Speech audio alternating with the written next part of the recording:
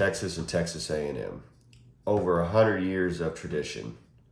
Since 1915 till 2011, Texas and Texas A&M played every year. 2011, that stopped. In the 10 plus years since, it's been fought mostly off of the field. You've got fans fighting in fan forums and Instagram posts.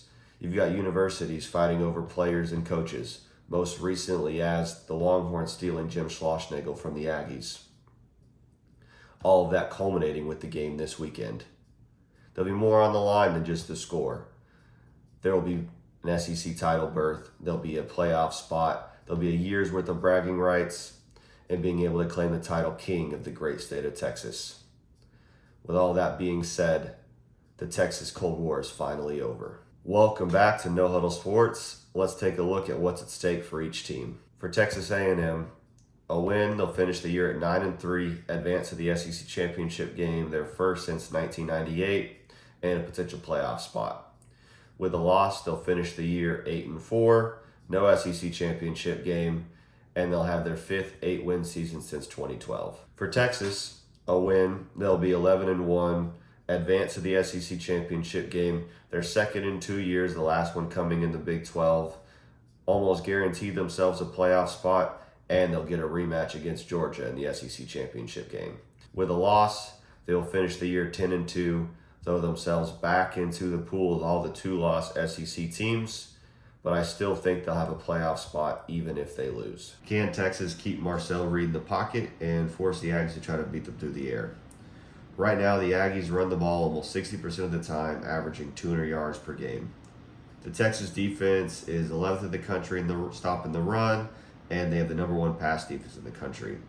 The reason I say this is because Texas A&M's pass offense is 82nd in the country, throwing for just over 200 yards per game. The way this will really come into effect is if Texas is able to keep A&M from staying ahead of the sticks and force them into third and long situations. Texas has the number one interception creation percentage in the country, and I think that if they were able to create some turnovers, I like their chances, and I think this will really help them. On the flip side, if A&M is able to run the football over 170 yards, I think that'll be a strong indicator that A&M is going to win. In their 3 losses against South Carolina, Auburn, and Notre Dame, they were held under 150 yards twice and then 170 yards. Another key, Texas will need to start fast. So in the Georgia game, they were shut out in the first half. Since then, they've scored 14 points in the first quarter 3 times. A&M is only giving up 22 points per game, so if Texas is able to get 2/3 of that in the first quarter, I like their chances. One way Texas will be able to do that is to pass to open the run. They were able to do that against Kentucky and kind of show some semblance of balance, one thing they didn't have against Georgia. The one game Texas wasn't able to start fast since Georgia was Arkansas, and that was arguably their closest game since then. Arkansas was able to just sit back in coverage and kind of force Quinn to throw the balls he didn't want to because there was really no threat of Texas running the football. So sure, yeah, they made some plays here and there. I think that was just because Texas was a little bit more of a talented team. I think Texas and A&M are talent for talent equal, especially those receivers in the A&M secondary.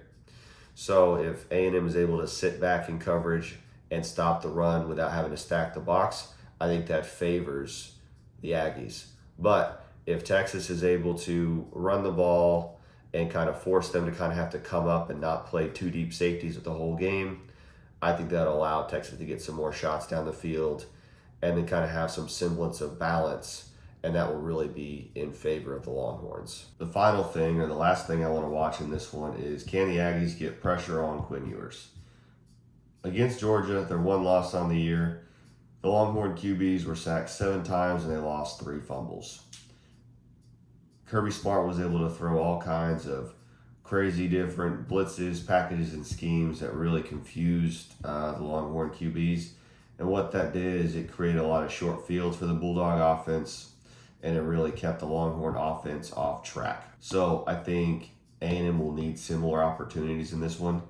Playing against a Texas defense that is 10th against the run and 1st against the pass, they currently only give up 12 points per game.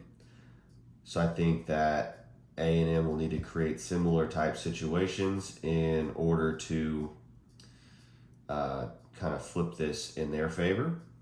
Now, for Texas, if they're able to protect Quinn and move the ball and not turn the ball over and make the Aggies drive the full length of the field when they're on offense, I think that really plays to their strength, which is their defense. I think if you make the Aggies drive the ball consistently up and down the field, that gives the defense the most opportunities to create sacks of their own and to also create turnovers. So that'll be what I want to watch in this one. For Texas A&M to win, I think they need to have 4 sacks, rush for over 175 yards, create at least 2 turnovers, and consistently put Marcel Reed into positions where he can succeed. For Texas to win, they need to have offensive balance, keep Marcel Reed in the pocket, force him into positions to make mistakes, keep the Aggies under 150 yards rushing, and then create at least 1 turnover. Let's get down to the pick. Texas is going on the road as a 6-point favorite at night in Kyle Field. Texas is on a 4-game winning streak. A&M has lost 2 of their last 3. I think Texas is the better football team, and I think they show it on Saturday night. I think they'll go into Kyle Field. I think they'll win the game, and I think they'll get themselves in the SEC championship game for that rematch against Georgia. I like Texas to win this one. Thanks for tuning in to No Huddle Sports, and I'll see you in the next one.